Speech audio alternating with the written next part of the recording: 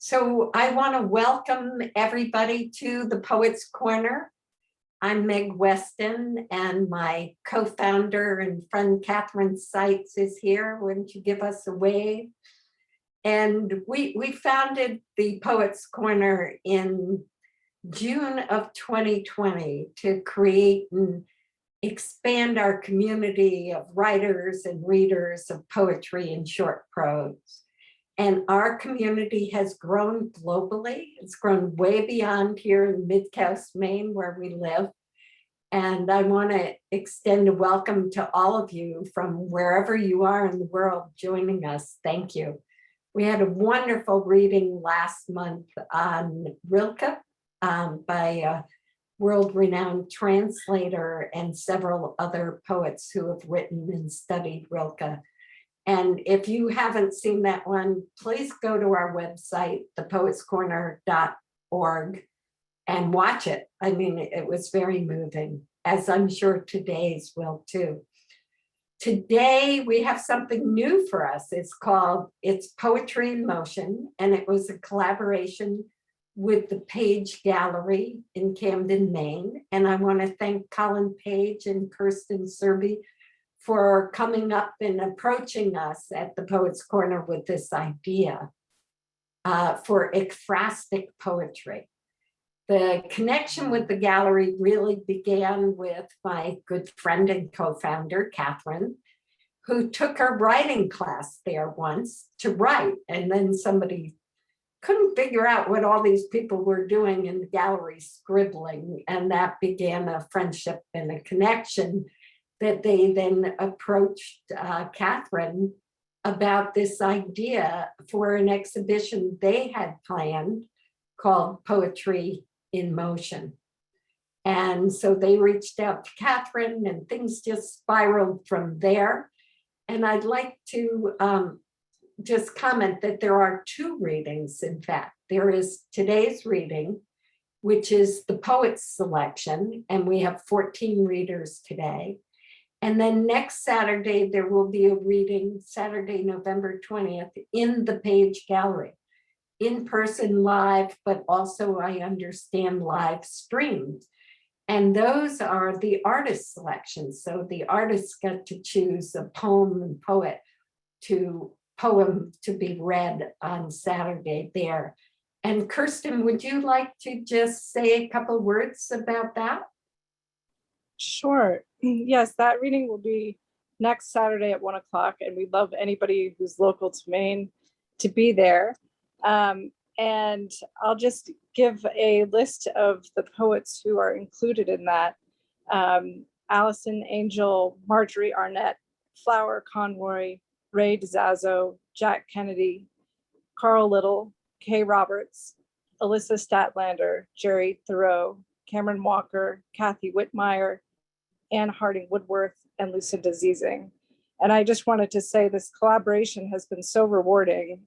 We've really enjoyed reading all of the poems. So thanks to all of you. Yeah, thank you, Kirsten. That's great. And there's some overlap between the poet selection and the artist selection, but there's a lot that are different also, which is really pretty wonderful. So I also want to thank all of the artists in the exhibition. If you're an artist and you're here today, would you just raise your hand or use the raise hand feature on your screen? I'm just thrilled that you could be here and that you contributed so much to this exciting collaboration. So we had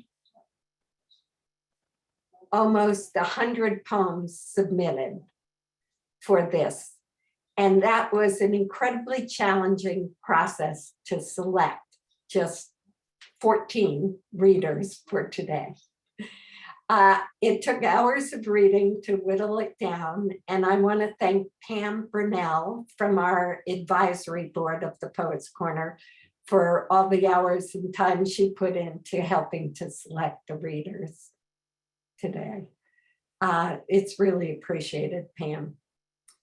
And The poets who are joining us come from all over the US. We've come from Arizona and as far as away as Liechtenstein in Europe. And so it's a global reach, and I think you'll find their poems to be very interesting.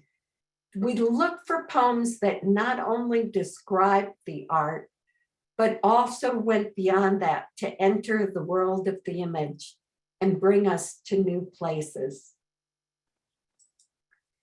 Ekphrastic poetry is an age-old tradition of writing poems in response to works of art. And John Hollander described ekphrastic poetry as, and I quote, poems addressed to silent works of art, questioning them, describing them as they could never describe, but merely present themselves, speaking for them, making them speak out or speak up.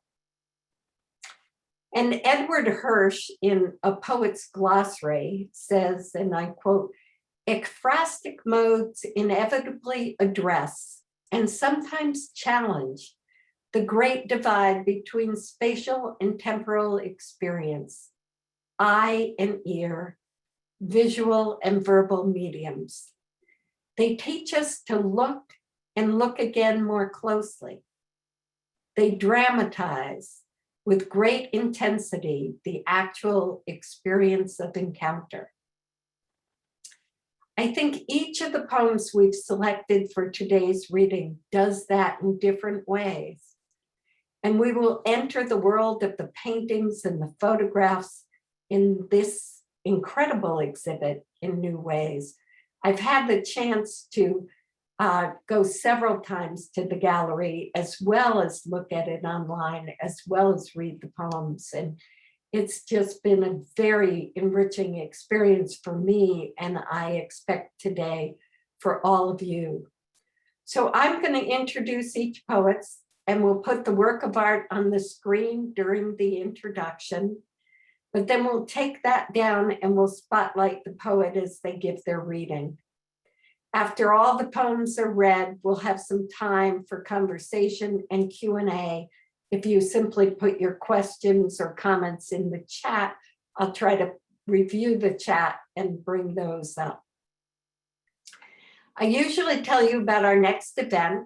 We don't have anything scheduled in December, but I want you to tune in on January 9th, 2022 for Poems of Healing that's featuring Ellen Goldsmith reading from her new book, Left Foot, Right Foot, along with West Coast poet Lynn Ellis, who also writes and will read poems about the body, health, and healing. That will take place on Sunday, January 9th, 2022. And don't forget, Saturday afternoon, November 20th, is the reading at the Page Gallery. So now I just want to remind you that we're recording today's event, and we're also screen sharing. So I would suggest that you would turn off your video if you're not one of our poets that are reading today during the reading, and then turn them back on when we get to the Q&A. Thank you. So now for the poets. We're going to begin with Marjorie Arnett, whose poem Tempest was written in response to Anne Emmanuel Marpeau's painting or Cosmos. And Lucas, we're not seeing the image, we're seeing the spreadsheet of the finalists right now. There it is. Isn't this amazing? Oh, wow. Okay, Marjorie Arnett served as the Dean of the College of Fine Arts at Indiana University in Pennsylvania. She lived in Anversa, Italy for a year on a painting residency, Porto, Portugal for a writing residency, and New Delhi, India, where she combined both painting and poetry in her work. She is a studio painter as well as a published playwright and poet. And so she now lives in Belfast, Maine, and I would like you to welcome Marjorie Arnett.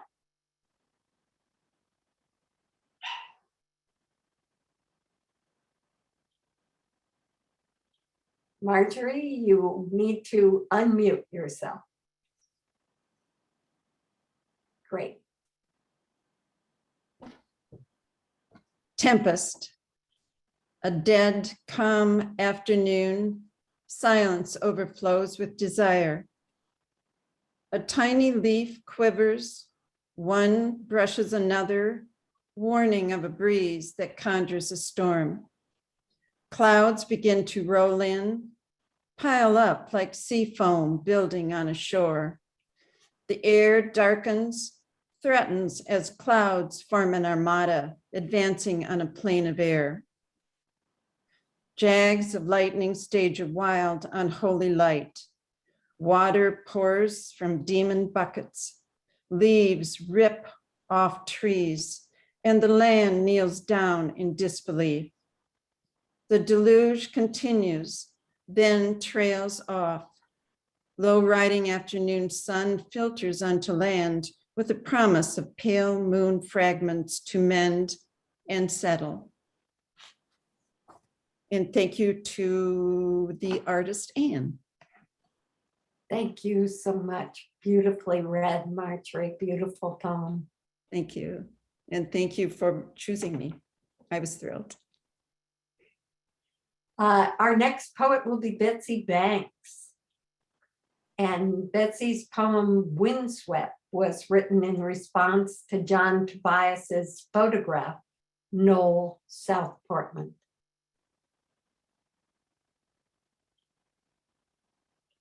Betsy is an educator who utilizes photography and writing to explore place, relationships, and the natural world. She works at a university in Cleveland, Ohio, connecting students and community through civic engagement programs that promote deeper understanding and social change. And please welcome Betsy.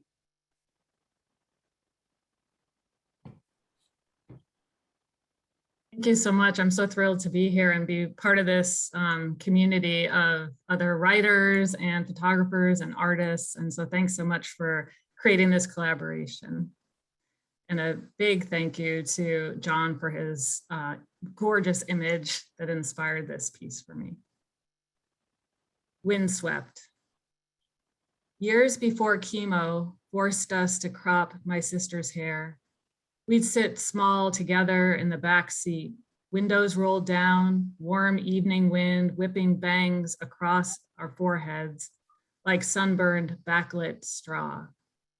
After bad haircuts, Mom would tell us, well, it'll grow back, as if it were a given, like the wild weeds sprouting across miles of roadside ditches, like the endless summer hayfields blurring beyond the windows.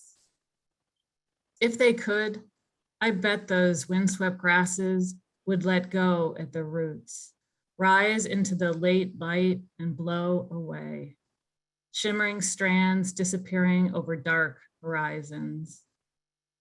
They would know nothing of tangled braids or of holding our breath or of curls falling one after the other down to the kitchen floor.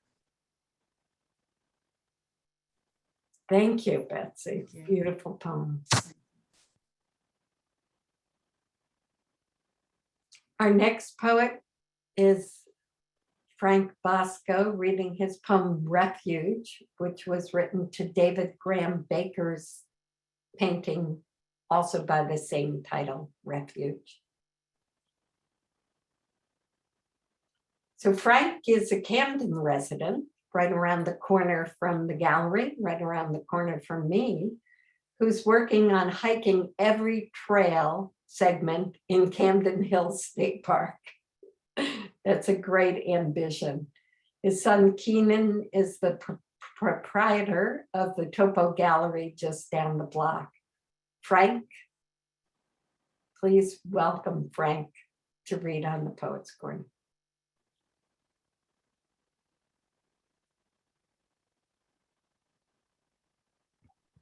You will need Refuge. unmute. Great. We moved to Camden the year every rainstorm came with a name, like unfamiliar neighbors plucked from the Herald obituaries. Larry, Elsa, Ida, pausing here briefly on their way out to sea, flooding our basement, which is how the photos surfaced, as we careened to save everything. Photos taken at the turn of 21, in a summer dress, in a forest, grainy, edgy, indistinct. Photos that deserve a gallery, or at least a page, in a special edition book, not pressed into a portfolio for most of a lifetime. And save them we did, gratefully unharmed, shielded by keepsakes accrued over decades. I know not the photographer, the setting, nor the scene. To know would break the spell of those fraught, frantic years before our eyes met. We spread everything out on the sun-baked asphalt of our one-block, one-way street. Good weather never comes with a name. A fast-moving car could have blown it all away were there any room to pick up speed. I love that line, good weather never comes with a name. That's great. Thank you, Frank. Okay. Our next poet is Kathy Whitmire, coming to us from Liechtenstein. And her poem, Crow Island Offering, an ekphrastic, is from the painting by the same name, Crow Island Offering by Christopher Mear. And Kathy is a poet, mother, lawyer, and engineer from Buffalo, New York, who currently lives in Liechtenstein. She earned her MFA in poetry from Carlow University in 2020 after her time studying at Maine Media in the summer of 2017. So please join me in welcoming Kathy. Thank you. It's good to be back in Maine, sort of. So this poem is called Crow Island Offering, an ekphrastic. Crow Island is an inhabited island located in New Bedford Harbor in Fairhaven, Massachusetts. When my boy failed to come home tonight, I looked to the painter holding up to the light in a right hand a purple aster as viewfinder. Is the painter seeking answers in the slate blue bay, in deeper depths, or morning glows reflection on the gentle waves?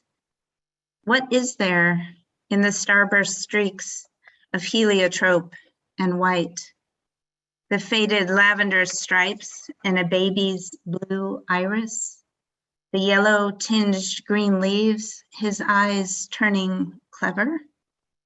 The stem is a frame within the artist's border, within the framer's mat and frame.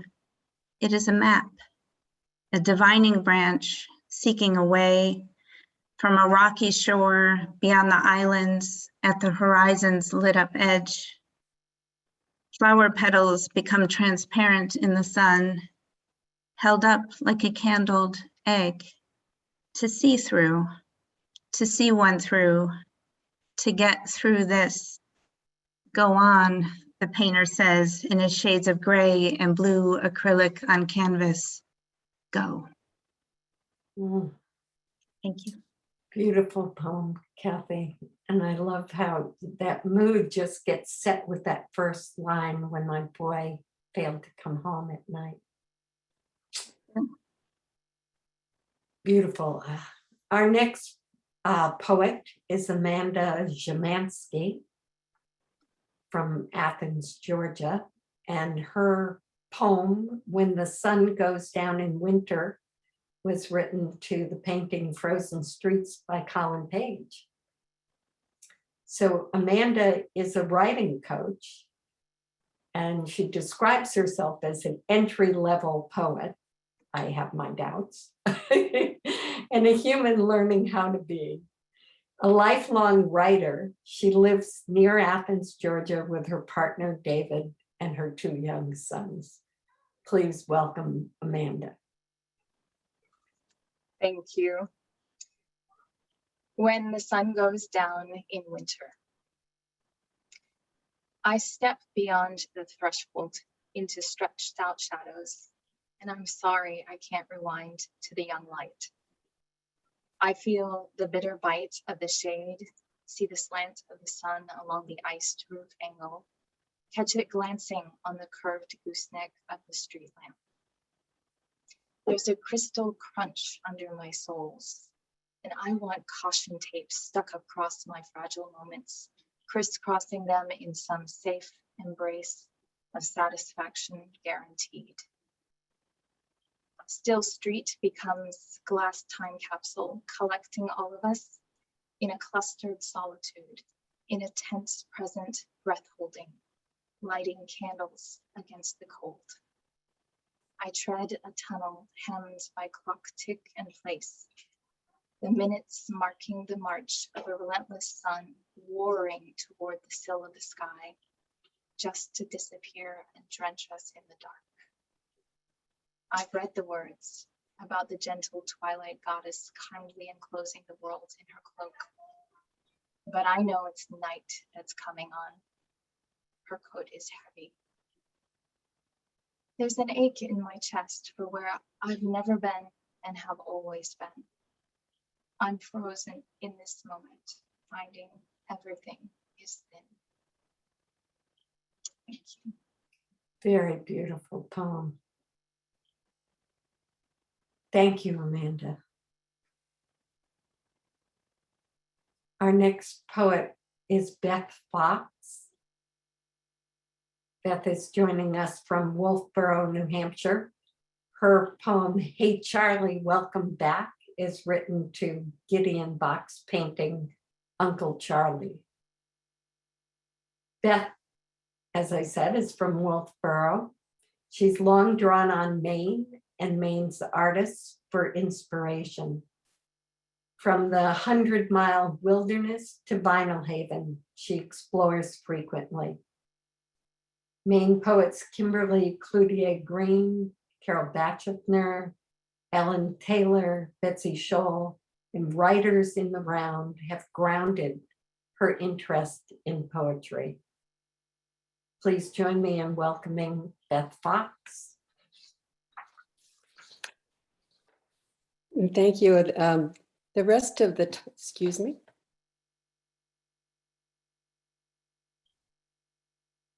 Oh, you're muted now. There we go. There. It's easy to do.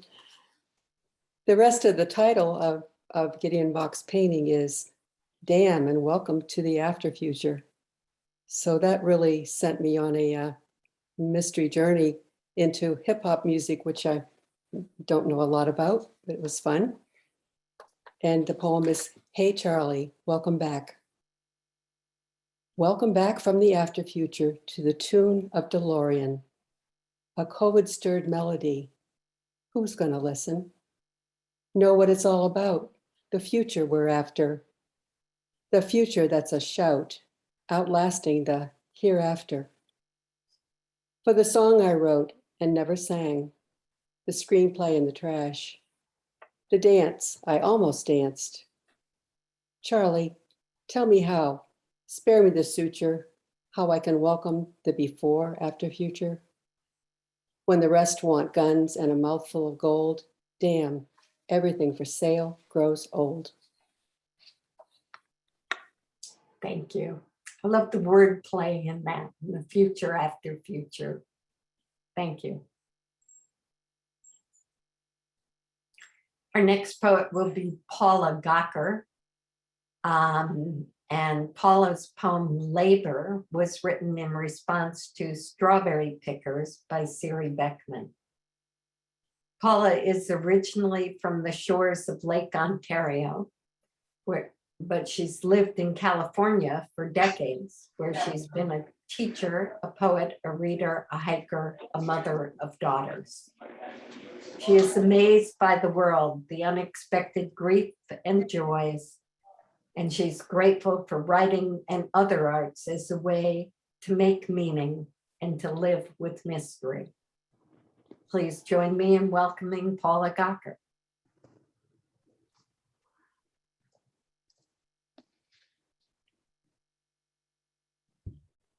Thank you. It's so good to be here and hear all this writing. It's really moving to me. The poem is entitled Labor.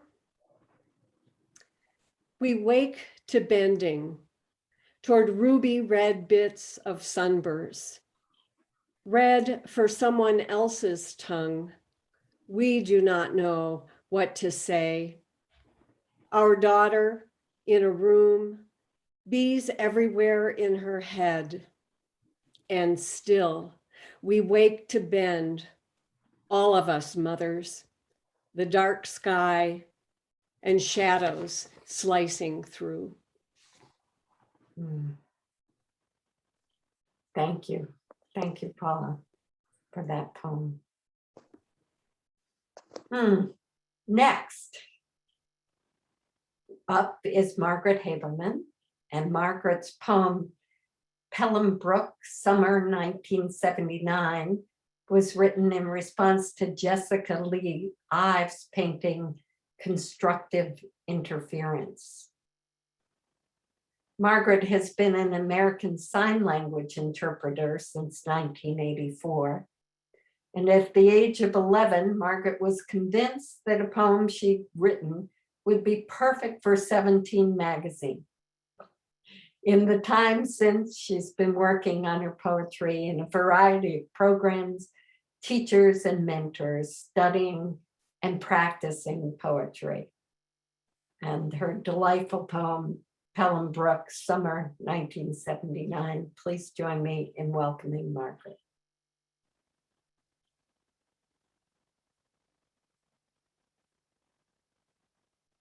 Can you hear me? I can, thank you. Great. Thank you all for being here, and thank you to the judges for selecting my poem. I was so excited because I really like this poem, and I was happy someone else liked it too. And it was really great to be in dialogue with another artist that I've never met, and their piece of art that inspired me and inspired this poem. My youngest daughter was here visiting from Utah, and I showed it to her, and she said, "Mommy, is this true?" And I said, "Well, of course it is." Pelham Brook, Summer 1979. Back when Janie Cleland and I practiced witchcraft, we walked the Zor Road, twisting down the mountain to Pelham Brook, sewing spells. Barely 19, fleeting friends, summer. Janie, fearless, knew only how to turn to stone.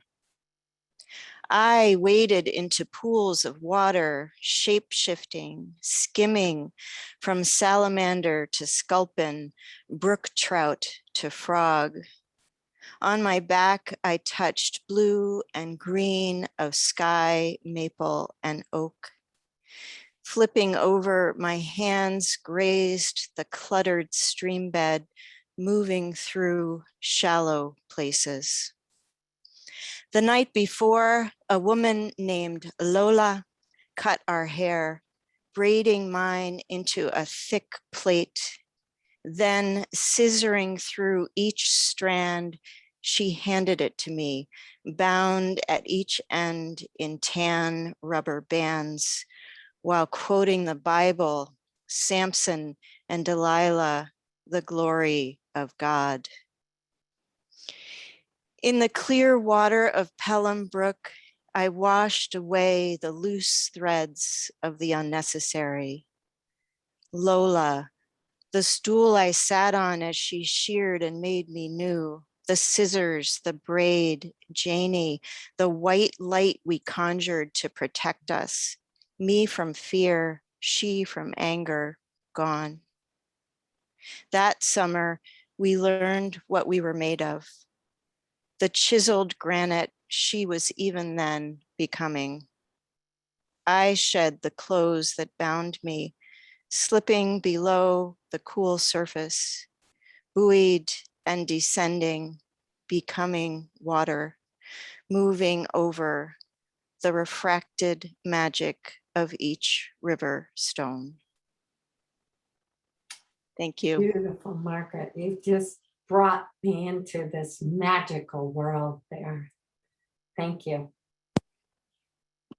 And our next poet is Kay Roberts. And her poem, Adore There Was written in response to the photograph Mannequin by Sal Taylor Kidd. And Kay does not have video on her computer, so we're going to leave the image up during her reading. But Kay Roberts has made a career as a nonfiction writer and is a published artist with work featured in the Australian magazine Odalisque, in Pensive Journal, and elsewhere. She is also a first reader for fiction at Nunham Magazine in Canada. So please join me in welcoming Kay, I believe, who's here from Arizona today. Thank you. Can you hear me? I can. Thank you, Kay. Good, very good. And I wanted to thank the gallery for curating this beautiful exhibition. I say I'm an artist, but I'm nowhere near at this level. I was really stunned by the excellence of the images and the consistency of the excellence. And for those of you who are artists here today, thank you so much for making this opportunity available to us. It's so encouraging as a writer to have something inspiring to respond to. My poem is a sonnet. Actually, I didn't start out to write a sonnet, but that's how it worked itself out.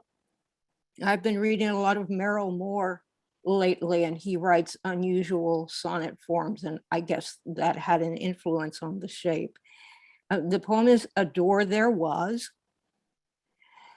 Above your curtains are curtains and a hush. Here a serene disciple, there a secret fear, conceived within the bed of wilderness. Pyramids of pine, the feverish delight that rims the infinite, the sear burnt hour and ear of radiance. Above your curtains are curtains and a hush. Inside your door, a door there was, and shut. The starfish, saved in a dusty trunk, turns the deaf pages of your knock. The mountain breathes through its cavernous gill, a gong in the sky, the indelible moon. A threshold is a mischief in a wood. Inside your door, a door there was and shut. That's all. Beautiful, Kay. Thank you so much for that poem and that reading, which was so clear, and I love the sonnet form. Thank you. Next up is David Sloan, who wrote the poem Pleasant Street, which is, again, it's the only repeat of a painting, but we thought it was really interesting, two different approaches to this painting by Colin Page, Frozen Streets. David is semi-retired from teaching English and drama at Maine Coast Waldorf High School in Freeport. He's a graduate of the USM Poetry Program, Stone Coast Poetry Program. He's also a two-time recipient of the Maine Literary Award and the author of 2 poetry collections, The Irresistible In Between and Arising and Other Poems, both published by Deerbrook Editions. So please join me in welcoming David Sloan. Thank you, Meg. And thank everyone for tuning in. I just have to offer an apology in advance, because when I was nibbling around the edges of this painting and the subsequent poem, I kept hearing a Mainer's voice in a Maine accent. And you can surely hear that I am no Mainer. In fact, I'm from as far away as you can get, just about. So I apologize for butchering the accent, but I have to at least give it a try. Pleasant Street, after Colin Page's Frozen Streets. A surprise, Jeezum Crow, just when the maples and ash are flouncing in their fanciest dresses, old Lady Winter goes all Cruella, so green to the gills with envy, she decides to unload a cat's track of down on the town, turning the road so greasy that someone's beater could have slid right into Begley's yard, just like in the storm of '98, when young Bert Snitzer hammered down Pleasant Street and took out his mailbox. Of course, back then, the ice turned trees into crystal beards. Power lines dangled like undone laces, and the world was so stoved up that some folks had to take in neighbors bundled up and shuffling down the road in a daze. The Howlands ended up with a dozen huddled round their kerosene heater, even had to dust off a baby crib from down cellar and jimmy it into a corner. Old Mr. Warner wasn't so lucky. When power blinked off and it turned dark as a pocket, he missed a step and pitched down the stairs. The fall didn't kill him, being a loner did. 3 days later, they found him crumpled stiff and livid blue from the freeze. This storm's different. October's not January, not even in Maine. By 10, before the plow makes another pass and the sun melts the snowpack, my daughters will lace up, pull out their skis and pull down the road, hoping the Ross brothers will be planning an ambush. The girls will giggle and stick out their tongues as those gaumy boys fling wayward ice balls, the most peril my girls will face all fall, at least until hunting season. What a wonderful poem, David. Thank you so much for sharing your Maine accent. You did pretty well. Speaking from as another non-native here, but thank you. That was great. You captured it well. Our next poet is Susan Tenny, and her poem, Saturday Morning Thoughts at Your Doorway Watching You Sleep, is written in response to David Graham Baker's painting, Saturday Morning. Susan is a dancer, an actor, a singer, and an award-winning director and choreographer. She's a multifaceted artist who has always been drawn to the written word, and most recently completed her first chapbook called Objects and Other Living Things. She's an active member of the Poets Corner community, and she found it immensely exciting to write a poem to this painting. So I'll let you say that part, Susan, and welcome. Please join me in welcoming Susan Tenny to the Poets Corner. Thank you, Meg.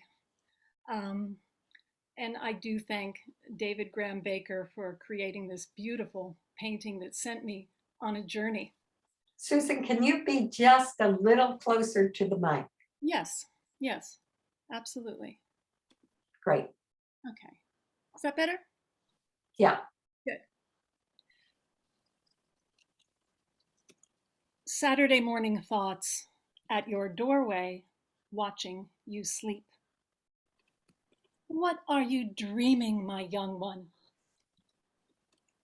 I found a damp towel on the floor in the bathroom after your late night shower. Run, running, kick a jump through the field at the game and swagger over a bottle of water. Scoured for snacks like a bronco. What dreams buck beneath? Pushing your heart, you paint in red. Lift your violin when asked. Stretch your limbs on dirt-loved walks, hiking through scruffy grass over Penobscot. Look, silently, above you, a falcon flies. Flip, turn, flip, turn in your dreams, blue cocooned. I know your sweet, sweaty head. I'll see you when you rise. Thank you. Beautiful reading, Susan. Thank you so much for sharing that. Thank you. Our next poet, Jerry Theriault. Her poem, Seagrass Makes a Lovely Bed, is written in response to Fog Day Grass by Hannah Berta. Jerry writes poems and reviews.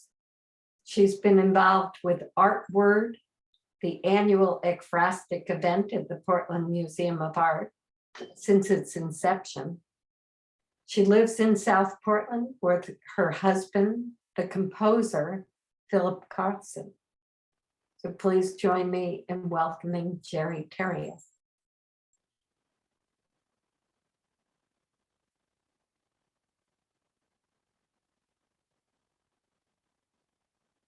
Hello. Am I on mute? You Yes. are, we can hear you just fine, Jerry. Thank you. All right. Hi. I love this process. This is something I did kind of on a whim. I saw your call and I thought, oh, let me do this. And this is one of my first choices, this piece. And I'd like to thank Hannah Berta for this beautiful and enigmatic, I think, piece. And so this is a little poem. Seagrass Makes a Lovely Bed After Fog Day Grass by Hannah Berta. You lie together as the wind whips the standing stalks far above your heads. That same wind scudding clouds you will always remember as sun-stunned.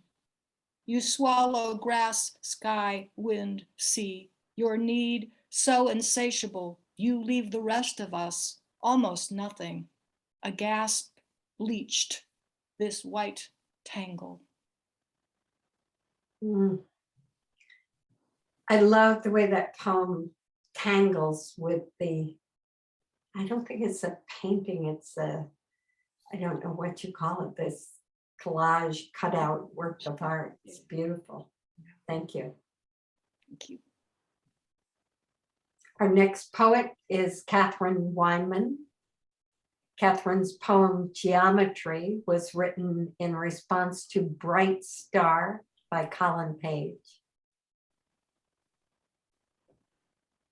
Catherine, originally from Niagara, is now living in Alberta, Canada. She's an emerging writer of poetry and contemplative creative nonfiction. In her blog and podcast, which is called A Wabi Sabi Life, Catherine shares the beauty in her imperfect, sometimes broken, mostly well-lived and much loved life, reminding herself and inviting others to appreciate and allow life to unfold in all its mess and mystery, with all its grit and glory. Please join me in welcoming Catherine from Alberta. Thank you. Geometry. The bow's apex, a triangle of port, starboard, stern, piercing and plunging through water pointed toward the shoreline. Mainsail and jib, their sharp white geometry in a cerulean sky, held by mast and mainstay, boom and line. Floating aimlessly down the river would have been a lovely way to spend a day, bright star in my memory. Letting currents steer while wind from the tree-lined bank puffed pockets of sail would have been a leisurely way for us to pass time together. No rush, no race, so no need to hoist the spinnaker to hold lines and tensions taut. But with you, there always had to be a point. To get from here to there fastest around those three red bobbing buoys, anchored deep, held fast in the arbitrary triangle of the weekly regatta, anchoring our family's invisible triangle. You at the helm, bracing for the blow of the starting horn. Mom on shore, drowning in lonely resentment. Me white-knuckled, wet with sweat and spray, my peacekeeping muscles poised, gripping the line between you both, suspended above a wind-chopped chasm. 3 legs behind us, we round the third red buoy, horn blast announcing our finish. I pray it's not a Pyrrhic victory, as this is not the time to loosen my hold, fall in, sink straight down along the trajectory into darker depths, bright star shining through. Thank you. Thank you, Catherine. I love the repeated triangles of the painting and of the poem and the way you wove that in there. Thank you. And our last in the lineup today, I think she's used to this, Lucinda Ziesing, with a name that begins with Z. Her poem, Homage, is written in response to Sal Taylor Kidd's photograph by the same name, Homage. Lucinda was on the theater faculty at Sarah Lawrence College, and she's written, produced, and performed in New York and Los Angeles. She has an MFA in writing from Spalding University. Lucinda's poems and stories come from borrowed light on places, people, and objects she's held. So please join me in welcoming Lucinda Ziesing.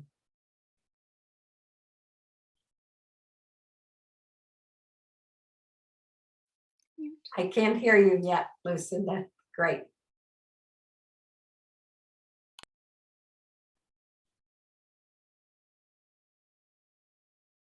Okay, unmuted. All right.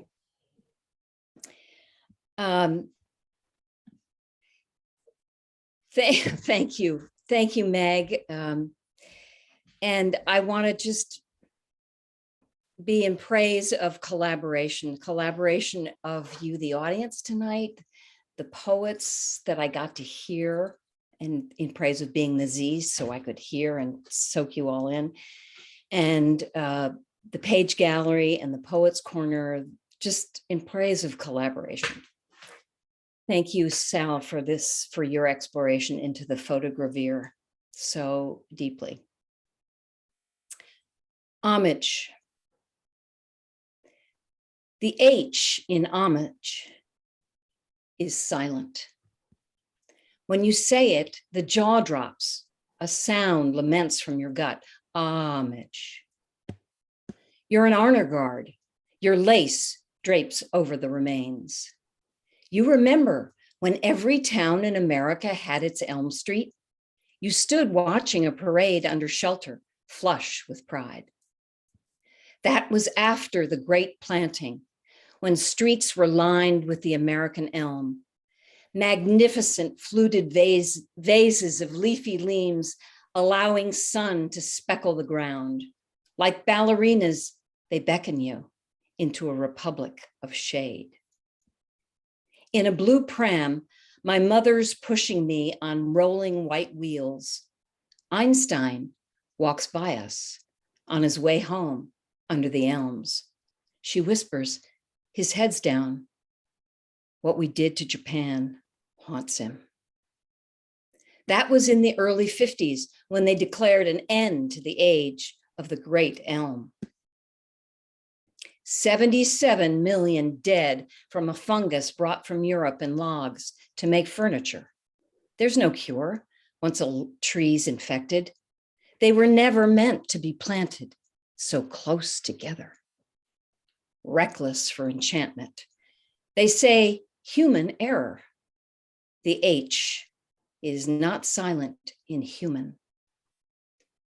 Homage.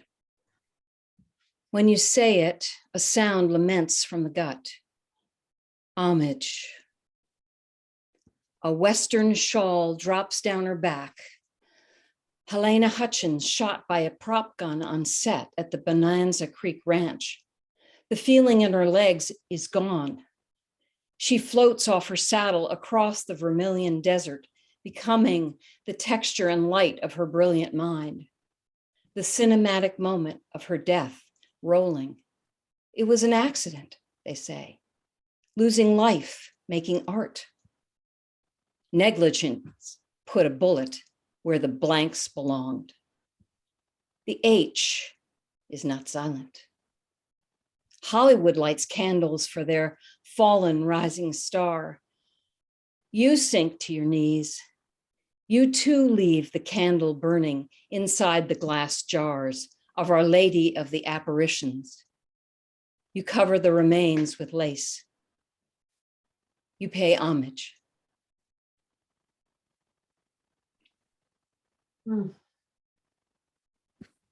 Thank you, Lucinda. It's such a moving poem and the stories that you bring us to.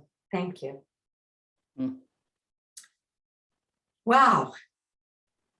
That was just incredible. So such wonderful art in both forms, both the visual and the oral forms of art, the word and the image.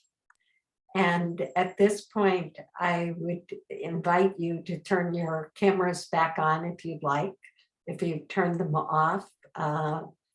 And I will ask a few questions that I would ask any of our poets to answer. And I would encourage you to put some questions or comments in the chat as well. So I'm just gonna start by asking any of our poets to just talk about this process. You know, what's it like to write to a work of art? Where do you start, and how do you do you just look at it and go off in your imagination? Do you stare at it and stay with it? How does it work for you to write an ekphrastic poem? I found that I spent a long time looking at David Graham Baker's painting, which moved me very much when I first saw it.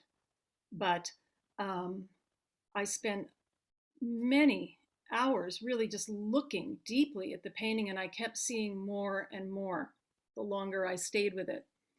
And a narrative began to reveal itself to me as I watched, looked at the painting. And I wanted for this poem very much not to address gender in any way, because I was not sure who was really under that quilt on the painting. And I thought that was a very wonderful choice. But looking further into the painting, noticing the little red painting on the wall, noticing the way the blankets were coming out of the bed, it invited my imagination in a very provocative way to create a narrative and create a young 15-year-old, maybe 14-year-old was my guess of who was under that blue cocoon.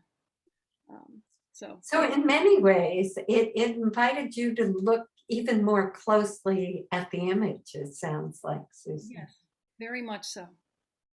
Yeah. I see some people nodding their heads. Is there someone else who'd like to talk about the process for them? I could. Yeah, go ahead, Kathy. I think it's interesting that you sent this prompt more than a month ago. I don't know when you first sent the prompt, but I would look at the paintings and be like, oh, I could write about that. I could write about that. And so many of the paintings that were chosen tonight, I had ideas about. But this Christopher Mear painting, I kept coming back to. And it was really shortly before the deadline that I decided I need to write about this painting because it's stuck in my head. And what my approach was to write down words like heliotrope and colors and things I thought of when I was watching it. And that goes in the right-hand margin. But my feeling was this overwhelming feeling of longing and hope mixed with anxiety. You know, it was like, is it hope? Is it anxiety? I didn't know. And then the narrative came from that. My son recently went to boarding school, and it's not the first line, when my boy failed to come home tonight, it just drove.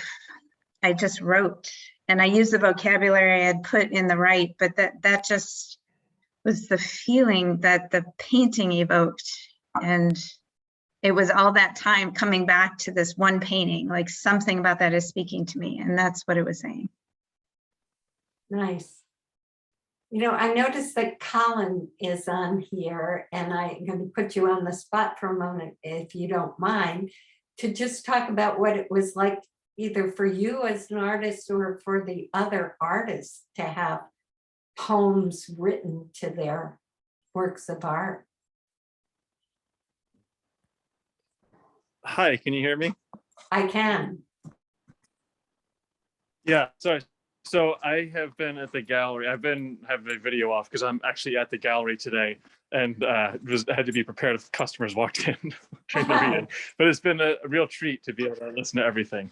I think it's been fantastic seeing all the different, whether it's about my own work or the other artists we show here, seeing all the different ways that the images are read, and also the ways that, you know, like with my own work, some of the poems were more narrative and some are more kind of visual and descriptive, and some sort of went off into different ideas of how, you know, whether even just which season it was in, which is kind of interesting, whether it was like a fall or spring or deep winter scene.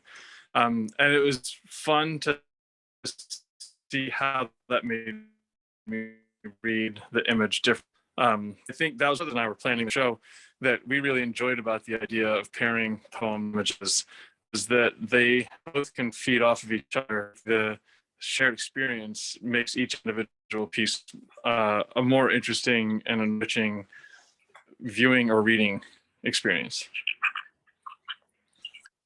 That's cool. And you know, I think that when there's a couple of different approaches to the same work of art, that really brings it out, that there are many ways to do this.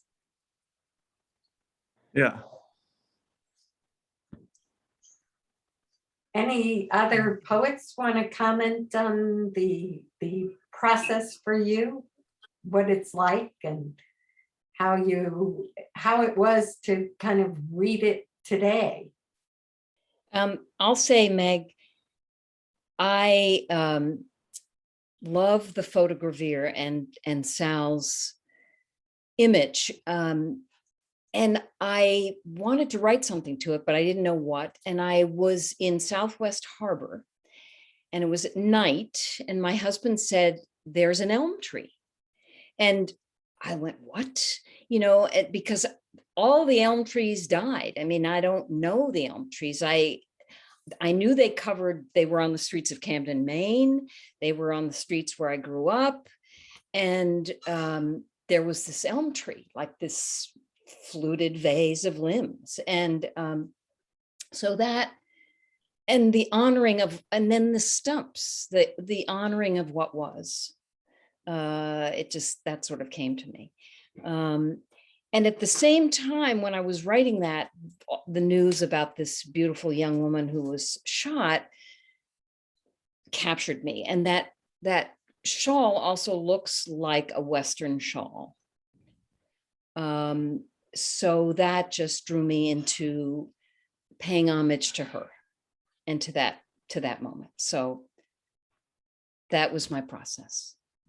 You know, it sounds like many of the elements in that photograph just sent you off, including the title of the photograph, sent you off into both memory and present day concerns. And I love how poems can do that and can bring those different parts of our consciousness together. Could I say? Yeah, David. I was very pleased to see Colin, even just two-dimensionally, because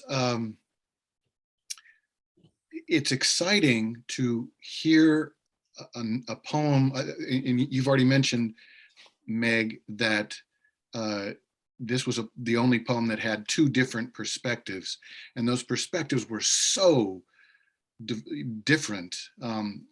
Amanda's incredibly personal and lyrical piece, and then my more narrative one. And I think that's a tribute to Colin's painting, which sort of invited us in. And it reminded me of so many small towns that I've driven through, where I would look at these houses and from an early age wonder who lives there. What are these people's lives like? And there was almost a kind of envy about the fact that they had lives that I wanted to know about. And this painting allowed me to just enter in my imagination into those essentially made up lives. I love that thought. And Amanda, did you have something you'd like to say about that? And before we close, I'm going to ask you to read your poem again, if you wouldn't mind, because I've had a little bit of difficulty hearing it when you were reading, and I didn't want to interrupt you. So I'm going to continue because I see a few people with their hands up, the conversation. First, I'm going to ask you if you have a comment on having written to the same painting. And then in a few minutes, I'm going to come back to you if I can. Sure, that's fine. I don't know. I'm sorry about the sound quality. But I would echo David and say that it was so interesting to see the same piece of art bring out different threads of thought. So for me, writing to Colin's painting about the frozen street, I lived in the Midwest for a couple of years, and when I saw the painting, it really just struck a chord with me, and I felt like I've been on that street. I've seen that place before. And after I looked at some of his other paintings, I realized, oh, this is probably a sunrise painting, because there's so much beautiful light in the other artwork I saw from him. But I was reminded of twilight and when the sun goes down. And I found myself thinking about the days after I had my first son. I really struggled with postpartum anxiety, and when the sun goes down was one of the hardest times of the day for me, because I knew the night was coming. And once the sun had dipped below the horizon, everything felt better. But those twilight hours were difficult, and it was a gift, I think, to be able to write a little bit about that and just sort of express it in a more beautiful way without some of the anxiety. Thank you, Amanda. I know Jerry's had her hand up, and and Frank, and then Marjorie. So Jerry, if you would like to comment. I just wanted to make a comment about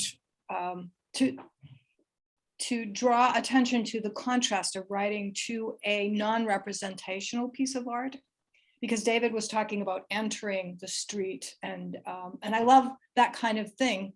But if you write, it's a little bit different when you write to something that does not have a narrative embedded in it. And I chose to do that with Hannah's piece.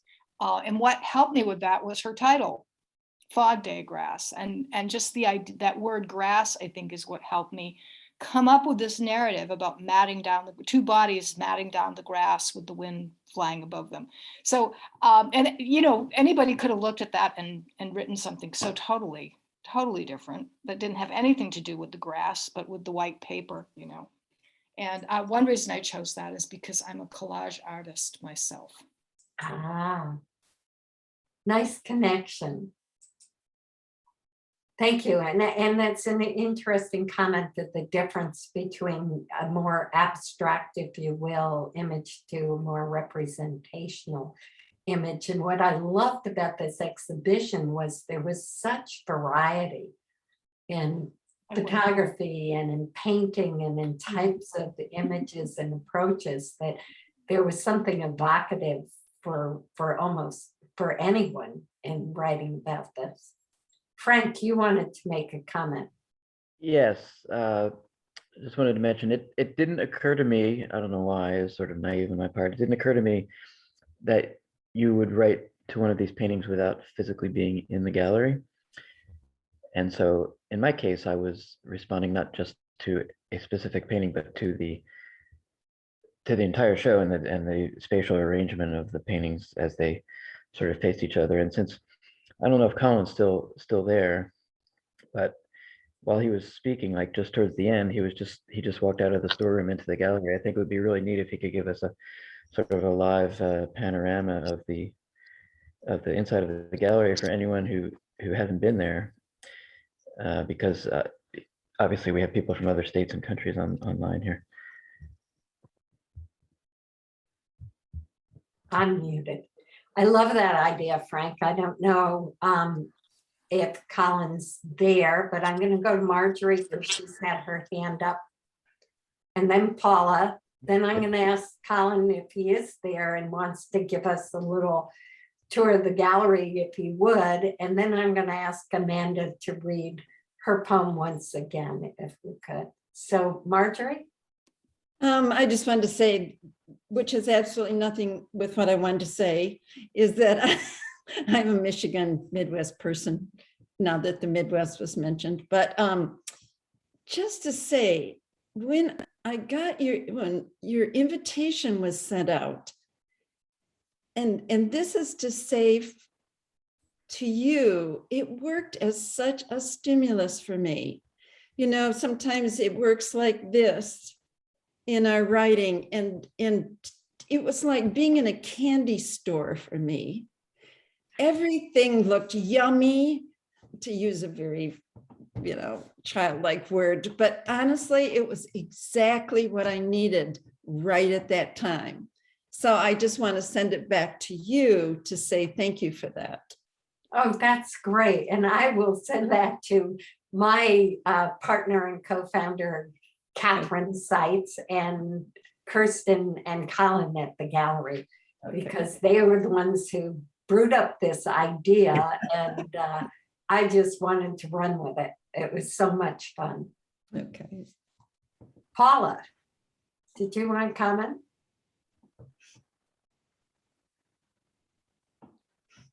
There we go. I just wanted to say that I feel that we not only learn from poems, I mean, all of you who saw and heard the Rilke, you know, you're reminded of how we learn from poetry, and it encourages us in our lives as we move forward. But I love too how sometimes the poems we write teach us something, you know, or we find something.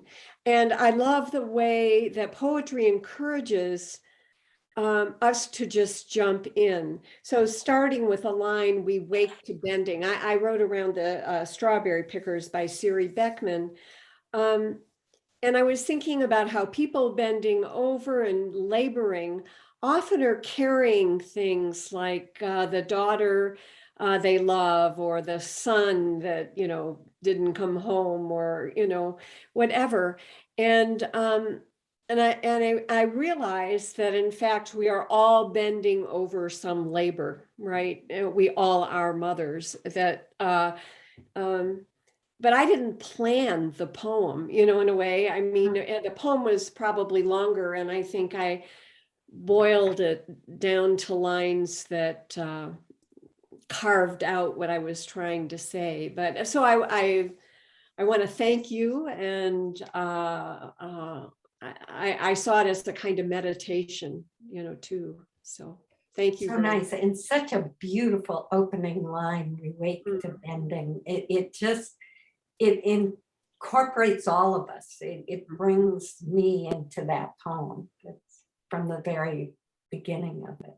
Beautiful. Nicely done.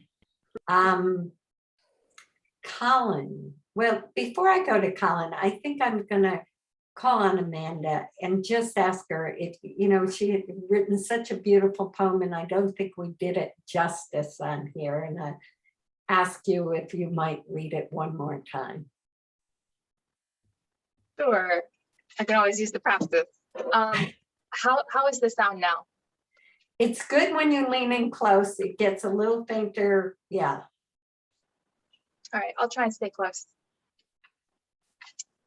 When the sun goes down in winter, I step beyond the threshold into stretched out shadows, and I'm sorry I can't rewind to the young light. I feel the bitter bite of the shade, see the slant of the sun along the iced roof angle, catch it glancing on the curved gooseneck of the street lamp. There's a crystal crunch under my soles, and I want caution tape stuck across my fragile moments, crisscrossing them in some safe embrace of satisfaction guaranteed. Still street becomes glass time capsule, collecting all of us in a clustered solitude, in a tense present breath holding, lighting candles against the cold. I tread a tunnel hemmed by clock tick and place, the minutes marking the march of a relentless sun warring toward the sill of the sky, just to disappear and drench us in the dark. I've read the words about the gentle twilight goddess kindly enclosing the world in her cloak, but I know it's night that's coming on, and her coat is heavy. There's an ache in my chest for where I've never been and have always been. I'm frozen in this moment, finding everything is thin. Beautiful. Thank you so much for reading it again, Amanda. Appreciate that. We've had a lot of comments in our chat, just thanking these poets and artists, and just saying how wonderful your work is. We had one question about how to I become a part of this for the next open call, and I'd say anybody who registered for today's reading or was registered in the past is now part of our mailing list, so you will get a notice. I believe our next one will be for February. We did a wonderful Valentine's Day open call called Love Unmasked last year. I think we're going to do another one this year with a different theme, but theme about love. And our plan at this point, and you'll get more as we discover more, is to launch a chapbook contest in January in collaboration with Maine Media. So stay tuned. Don't look for your emails from the Poets Corner.